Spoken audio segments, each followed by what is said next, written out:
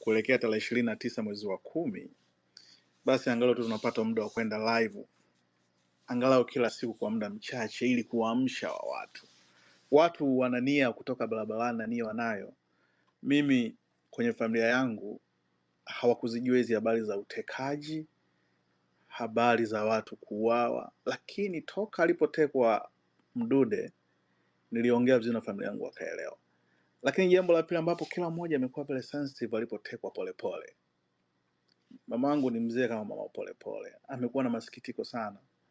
Na kuna kipindi nashauri msiwe mnatoka, ambia mama hatuwezi kukaa ndani, ni wakati wa kutoka, kwa sababu sasa hivi ni nyakati ukitaka kuiponya nafsi yako ndio utaiangamiza. Ni bora uiangamize kwa kutoka nje ndio utaiponya.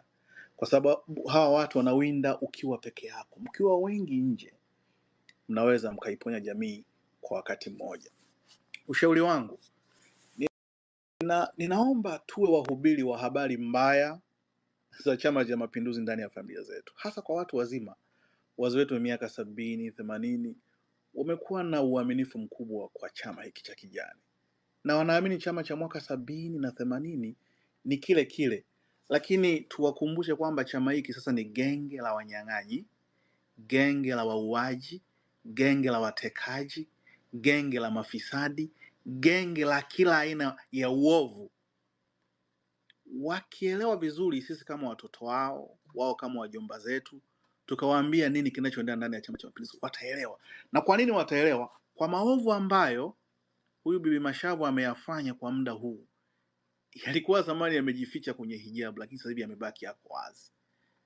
Kwa hiyo tunapoeleza na kutoa fact ambazo zipo kwenye social media, zipo kwenye maandishi, maneno ya watawala kama akina Msigwa, tukiwa tunaongea na watu kwa utaratibu mzuri bila kuwafokea na kuyafunua maovu ya CCM, mimi nawaambia kufikia tarehe 29 wazee wenye fimbo watatoka barabarani, kwa sababu tuna idadi kubwa sana ya watu wasio tayari kupiga kura nikilinganisha ya watu ambao wako tayari kutoka barabarani.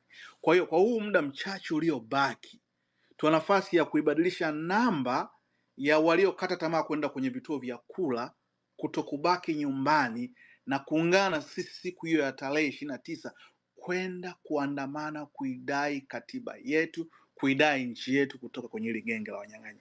Itakuwa ni jambo la msingi sana, kwa sababu Chama cha Mapinduzi hakiteki tu sasa bodaboda, kinateka watumishi wa Mungu, kinateka watumishi wake wa serikali, kinateka mabalozi, kwa sababu leo wanafikiri mabalozi wako salama.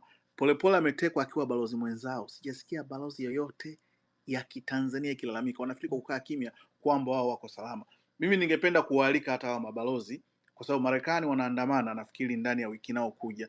Hawa mabalozi walio sehemu mbalimbali duniani waungane kudai hii haki. Wewe kuwa balozi hakukufanyi shangazi yako anayekaa Shinyanga kuwa salama, uliyemwacha Mpanda kuwa salama, mjomba wako, nani yako. Watu wote wanawindwa na Chama cha Mapinduzi bila kujali wewe una nafasi gani kwenye chama hicho. Kwani Polepole alikuwa ni nani?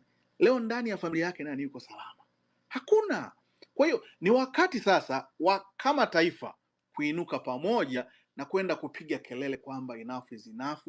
Tunaitaka nchi yetu, tunataka utawala wa sheria, kwa sababu mimi leo nategemea kwenye familia yangu.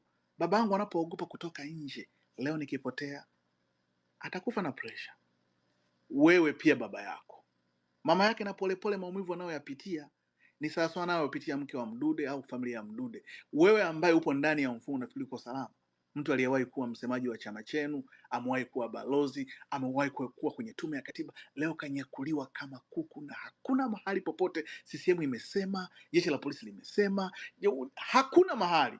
Wewe unakuwa na uhalali gani na ulinzi gani unaokufanya kwamba endelee kwa kimya? Mimi ningependa kuwaalika Watanganyika, ndugu zangu, naomba tarehe 29 kabla haijafika tuongee na watoto wetu wenye uwezo wa kutoka nje na kuidai nchi yetu watoke. Tuongee na wajomba zetu, tuongee na kila mmoja ambaye anao uchungu wa maumivu ambao tunayapitia kama taifa. Hili jambo litakuwa ni jema sana. Hii ni zaidi ya kuhubiri injili ya watu kwenda mbinguni. Tunawezaje kwenda mbinguni wakati tunapoishi katika hii dunia tunaishi kwa wasiwasi? Ukichelewa kufika watu wanakupigia simu, uko salama. Kuna watu wamesafiri nje ya nchi, familia zinamwambia unaonaje ukibaki huko usije kwanza uchaguzi upite. Watu watakuwa wakimbizi kwenye taifa lao mpaka lini? Mimi nimeweza kwa kusema kwamba tuwe wajumbe wa habari mbaya za CCM katika familia zetu, ili tarehe 29 tupate idadi kubwa ya watu kuidai nchi yao. Damaria, mimi nakomea hapo. Asante sana na Mungu awabariki. Asante sana baba.